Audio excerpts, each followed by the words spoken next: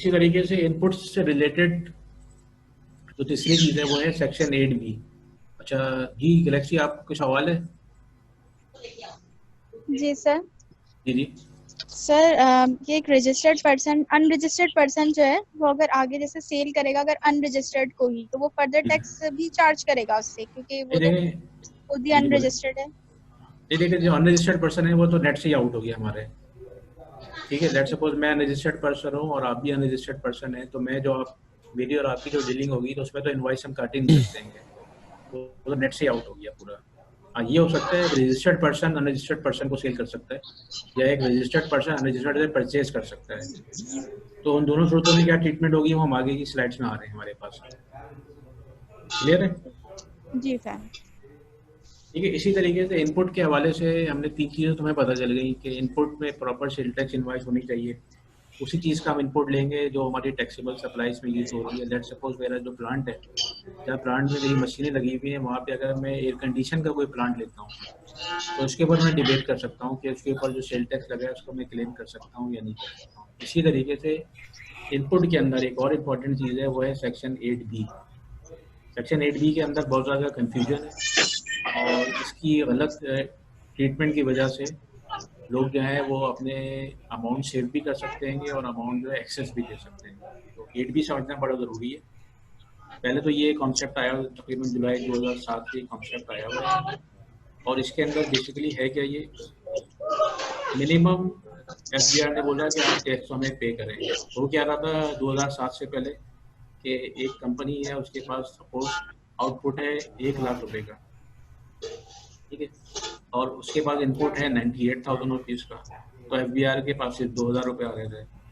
तो जब एफबीआर ने पूरा डाटा का पैटर्न एनालाइज किया, सिस्टम देखे सारे, तो उसी सेक्टर की जो दूसरी कंपनी थी, लेट्स सपोज घी सेक्टर की हम बात करते हैं, तो दूसरी कंपनी जो है टैक्स पे कर रही हैं, डिफरेंट कंपनीज टैक्स कम पे कर रही हैं। तो इस चीज़ को बेसिकली माइक्रो लेवल के ऊपर जाके एक एक की जाके चीज़ों को रेक्टिफाई करना और आइडेंटिफाई करना, उससे बेहतर ये था कि कुछ पर्टिकुलर सेक्टर्स के ऊपर एफबीआर ने सेक्शन 8B इन्फोर्स कर दिया है कि आपने मिनिमम 10% टैक्स तो अपने आउटपुट का देना ही देना है।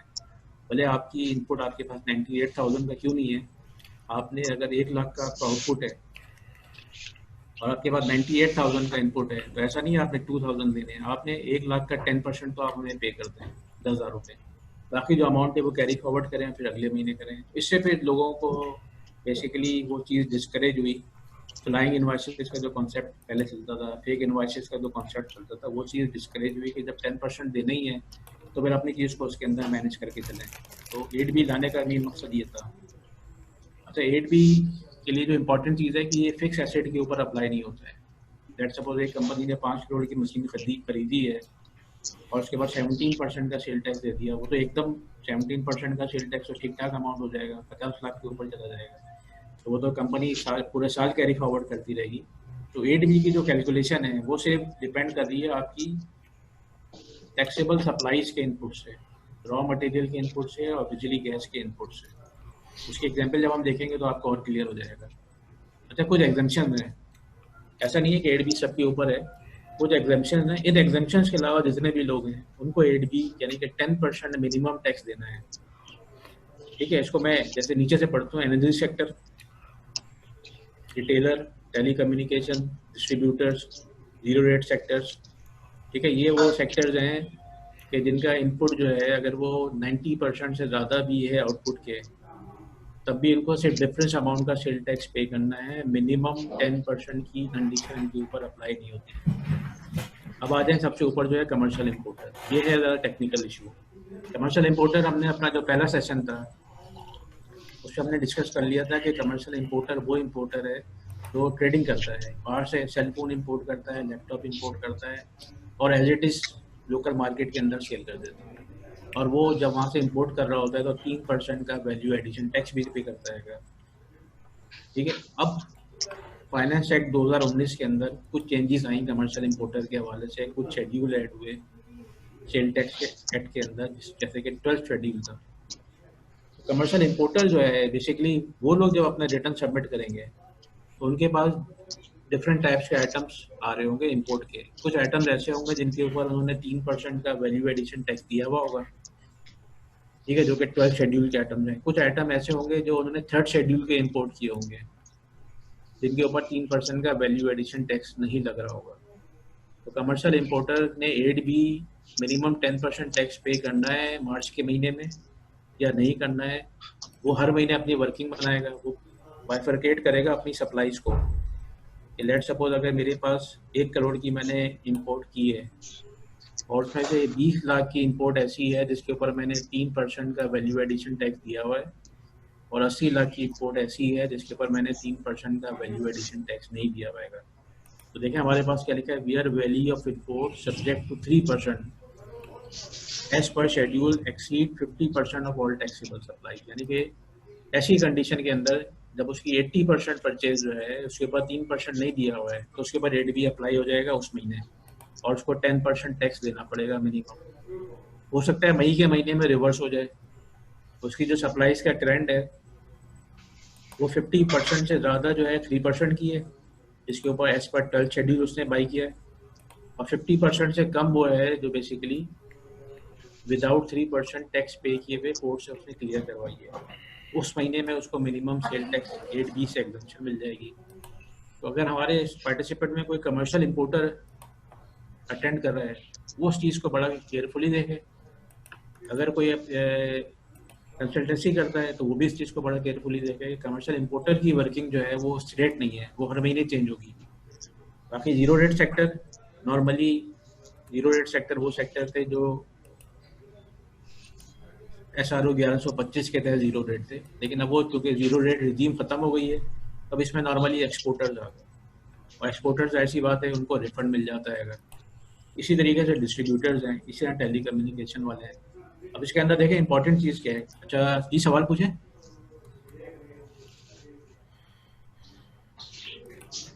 डी गैलेक्सी आपको सवाल किया था।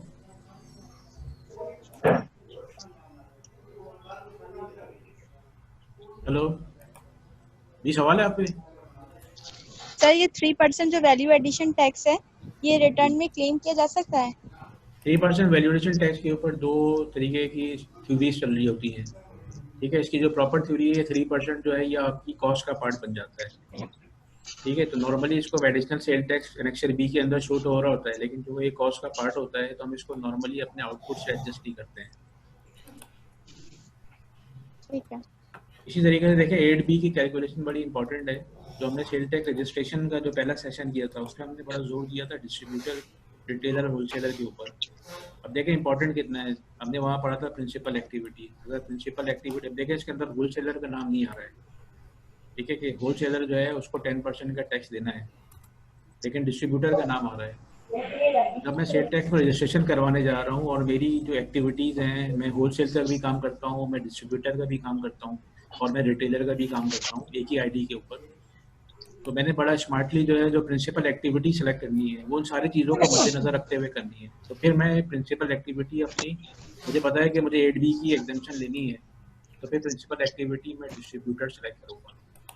तो रजिस्ट्रेशन पढ़ने का फ़ायदा हमें क्या होगा कि हमें ये पता चल गया है कि कहाँ कहाँ पे जो है हम लॉ का फ़ायदा उठाते हुए अपनी टैक्स लायबिलिटीज़ या टैक्स की जो हर्डल्स हैं उनको मिनिमाइज़ कर सकते हैं। मुझे पता था कि 8B के अंदर ये एग्जामेशन है। अगर कोई मेरे पास रजिस्ट्रेशन के लिए आता है कोई क्लाइंट, तो उस क्लाइंट से जब मैं पूरा सिनेरियो समझूंगा तो उसको मैं एडवाइस कर सकता हूँ कि आपने जो है अगर ये एग्जामेशन भी लेनी है तो प्रिंसिपल एक्टिविटी होलसेलर नहीं डिस्ट्रीब्यूटर रखें। तो 8B क्लियर है आपको?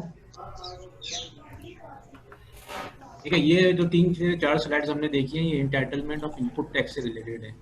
ठीक है, इनपुट टैक्स और आउटपुट टैक्स दो टैक्सेस हैं जिसमें इनपुट बड़ा इंपॉर्टेंट है, क्योंकि आउटपुट तो एक सिंगल प्रोडक्ट के ऊपर लग रहा है आपकी, कि जो चीज़ आप बेच रहे हैं उसके ऊपर आपने 17% या उस प्रोडक्ट का जो भी रेट है वो आपने अप्लाई कर दिया। लेकिन इनपुट बड़ा इंपॉर्टेंट है क्योंकि इनपुट वेरी कर रहा है, कॉस्ट टू कॉस्ट बेस कर रहा है। अगर आपने इनपुट एक्सेस क्लेम कर लिया तो इसका मतलब है आपने FBR को कम पैसे दिए। इनपुट आपने कम क्लेम किया, इसका मतलब हमने FBR को ज़्यादा पैसे दे दिए। तो एक सूरत में आप जो है गवर्नमेंट का या FBR का नुकसान कर रहे होंगे, दूसरी सूरत में आप कंपनी का नुकसान कर रहे होंगे। तो आपको जब तक टैक्सेबल टाइम ऑफ सप्लाईज दी थी। जी हाफिज बोले। सर एक क्वेश्चन है मेरा और। जी बोले। मिनिमम टैक्स में और फाइनल टैक्स में बेसिकली क्या फर्क है? डिफरेंस है। तो मिनिमम टैक्स और फाइनल टैक्स की रिजीम जो है तो बेसिकली वैसे तो उसको इनकम टैक्स में यूज करते हैं, ठीक है ना। कमर्शियल इंपोर्टर के लिए जो है इन्होंने दफ़ा मिनिमम टैक्स की टर्मिनोलॉजी यूज की है। मिनिमम टैक्स ये है कि जी इतना जो टैक्स आपने दिया है वो तो आपने पे कर दिया, ठीक है ना। बाकी जो डिफरेंस जी बनेगा आपका वो आपने मजीद पे जी करना होगा। ये अगर आपकी टैक्स लायबिलिटी कम बनती है और आपने टैक्स ज़्यादा जी। दिया हुआ है, ठीक है भाई। इसके बाद मैं आपका सवाल ले लेता हूँ। तो आपको टैक्स के पैसे वापस नहीं मिलेंगे। और फाइनल टैक्स ये है कि सर बेसिकली जो जैसे टैक्स जैसे जो फाइनल है वो तो एट सोर्स कट गया ना, वो तो रिफंड भी नहीं हो सकता, वो तो देना ही जी, देना है। मिनिमम क्या रिफंड उसमें चले जाता है? मिनिमम रिफंड नहीं मिलेगा आपको। मिनिमम में ये है कि इतना टैक्स आपका डिडक्ट हो गया, वो तो हो गया। अब फाइनल आपकी जो टैक्स लायबिलिटी बनेगी, वो लायबिलिटी अगर मिनिमम से कम बनती है तो जो एक्सेस अमाउंट आपका डिडक्ट हुआ है वो वापस नहीं मिलेगा, वापस नहीं मिलेगा? वापस नहीं मिलेगा। वरना फिर फायदा नहीं है ना। अगर वापस ही मिलना है तो फिर उसको नॉर्मल में कर दें। आए समझ हाँ में? जी बिल्कुल। ठीक है। हवाई आपके सवाल ठीक है थे सर, ठीक है। जी। दूसरे हवाई की आईडी से जो है वो अपना सवाल दे दें। ये कि फॉर एग्जांपल एक प्रोविंस या दूसरे प्रोविंस में एक कंपनी सर्विसेज प्रोवाइड कर रही है, फॉर एग्जांपल सिंध में, तो वहाँ पे रजिस्ट्रेशन होना ज़रूरी है या मतलब डिफरेंट प्रोविंस में सर्विसेज प्रोवाइड करेंगे एक कंपनी तो डिफरेंट प्रोविंसेस में होना ज़रूरी है? हवाई ये तो आपका सवाल जो है प्रोविजनल सेल टैक्स से रिलेटेड है, लेकिन मैं जवाब दे देता हूँ आपको कि बेसिकली अगर आप एक कंपनी एक सूबे से दूसरे सूबे में सर्विस प्रोवाइड कर रहे हैं तो आपको ज़रूरी नहीं है कि आप दूसरे सूबे में रजिस्टर्ड हो। लेकिन अगर आपका वॉल्यूम बहुत ज़्यादा है, कस्टमर बेस, सपोज आप सिंध में बैठे हुए हैं, कस्टमर बेस आपकी पंजाब में ज़्यादा है, तो फिर आप बेहतर है कि पंजाब में रजिस्टर्ड हो जाएं, क्योंकि पंजाब के सेल टैक्स के रेट और विजोल्डिंग के लॉस अलग हैं, सिंध के सेल टैक्स के रेट और विजोल्डिंग के लॉस अलग हैं, फिर आपको नुकसान। अच्छा फैसल भाई, इधर मैं कुछ ऐड करना चाहूँगा। जी जी बेसिकली प्रोविंशियल उससे रिलेटेड है, लेकिन कुछ जगहों पर मैं ये भी एक एग्जांपल दूंगा ट्रांसपोर्ट इंडस्ट्री से रिलेटेड। ट्रांसपोर्टेशन जो आपकी कैरिंग कंपनीज हैं जो फ्यूल वगैरह की में डील करती हैं, तो उसके लिए कुछ स्पेशल प्रोसीजर रूल्स भी हैं, ठीक है ना। कि अगर वो एक सूबे से दूसरे सूबे में जाती हैं तो उसके लिए कुछ स्पेशल प्रोसीजर्स जो है वो दे रहे होते हैं, जैसे कि SRB। हेलो, ये आवाज आ रही है? रही है। जी। तो स्पेशल प्रोसीजर रूल्स जो है ना इशू किए जाते हैं, तो फिर वो रिड्यूस रेट के ऊपर वो चीज़ें फिर आ रही होती हैं। ये क्लियर है यार? तो प्रोविजनल सेल टैक्स रिलेटेड का सवाल तो क्लियर हो गया ना आपको? जी जी सर, थैंक यू। जब आ जाते हैं ये तो इनपुट टैक्स के हवाले से था। अब हम आ जाते हैं आउटपुट टैक्स। आउटपुट टैक्स वो टैक्स है जो हमारी फिनिश गुड के ऊपर लग रहा है।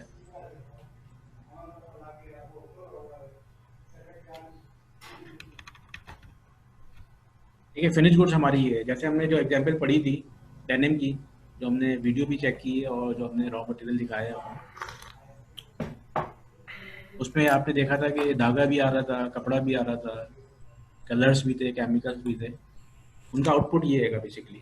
अब देखिए, अगर मुझे ये नहीं पता होगा कि ये जो मेरा बाथरूम बना है या मेरी जो पैंट बनी है, इस पैंट के ऊपर कौन सा धागा लगा है, ठीक है, कौन सा मेरा इसके ऊपर जो है फैब्रिक लगा है, कौन सा केमिकल का प्रोसेस चल रहा है, ठीक है, तब तक मैं प्रॉपर सेल टैक्स की कैलकुलेशन नहीं कर सकता। ठीक है, तो इनपुट इसलिए इंपॉर्टेंट था। अब ये तो ये मेरे पास एक फाइनल एक चीज़ बन गई है, इसको मैंने सेल करना है, इसके मुझे पता होना चाहिए टैक्सेबल है, एग्जेम्प्ट है, जीरो रेट है, थर्ड शेड्यूल का आइटम है, कौन सा है।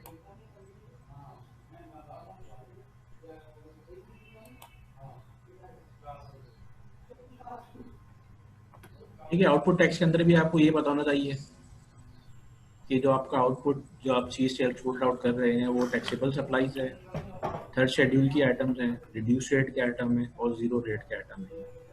अब यहाँ जो चीज़ है टैक्सेबल हमने वहाँ पढ़ ली थी, रिड्यूस रेट भी पढ़ ली है, जीरो रेट भी पढ़ ली है, थर्ड शेड्यूल भी पढ़ ली है। सबसे इंपॉर्टेंट चीज़ है इसके आगे जो लिखा हुआ है बिफोर डिस्काउंट, ठीक है ना। इस चीज़ को मैं आपको समझा देता हूँ। ये जो थर्ड शेड्यूल के आइटम होते हैं आपके, उनके ऊपर हमने डिस्कस किया था कि जब मैन्युफैक्चरिंग स्टेज के ऊपर जब मैन्युफैक्चरिंग प्लांट से जब चीज़ फाइनल होकर फिर निकलती है तो उसके ऊपर पैकेजिंग के साथ निकलती है और उस पैकेजिंग के ऊपर उसकी प्राइस प्रिंट होती है। जब वो प्राइस प्रिंट है तो इसका मतलब है कि जो एंड कंज्यूमर है उस तक वो चीज़ उसी प्राइस के ऊपर पहुँचेगी। जब उसी प्राइस के ऊपर वो चीज़ पहुँचेगी तो इसका मतलब है कि जो बीच की चेन है, पूरी सप्लाई चेन, वो किस तरीके से अपने प्रॉफिट मार्जिन को कैलकुलेट करेगी। तो ये है बेसिकली थर्ड शेड्यूल आइटम कि आपने मैन्युफैक्चरर ने होलसेलर को दिया 100 रुपये की चीज़ थी, उसने 90 रुपीज़ की दी, 10% का डिस्काउंट दिया, लेकिन 100 रुपये के ऊपर उसने सेल टैक्स दे दिया 17 रुपये के ऊपर। 100 रुपये के ऊपर उसने 17% सेल टैक्स दे दिया। ऐसा नहीं कि उसने 90 रुपीज़ के ऊपर जो है 17% का टैक्स दिया। ये है थर्ड शेड्यूल आइटम। और उसके साथ है रिड्यूस रेट सप्लाईज, यानी कि अगर मैं तरंग का चाय का पैकेट बेच रहा हूँ, ठीक है ना, या एवरीडे का मिल्क बेच रहा हूँ मैं, तो वो आता है रिड्यूस रेट सप्लाईज के अंदर। वो फिर आएगा 8 शेड्यूल के अंदर। वहाँ पे जो है डिस्काउंटेड अमाउंट के ऊपर आपने सेल टैक्स पे करना है।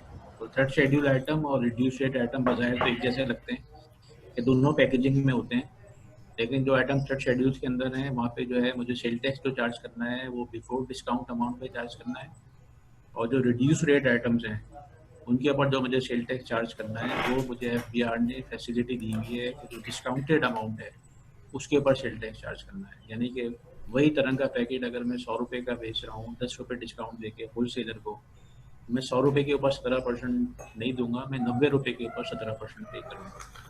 लेकिन वो जो डिस्काउंट दे रहा हूँ वो बेसिकली एबनॉर्मल नहीं होना चाहिए। ऐसा नहीं मैंने 50% का डिस्काउंट दे दिया अपना सेल टैक्स बचाने के लिए, तो वो जो डिस्काउंट के रेट्स फिगर्स हैं वो नॉर्मल होनी चाहिए, पूरी इंडस्ट्री से मैच करनी चाहिए। जीरो रेट सप्लाईज आपकी बेसिकली एक्सपोर्ट सप्लाईज हैं।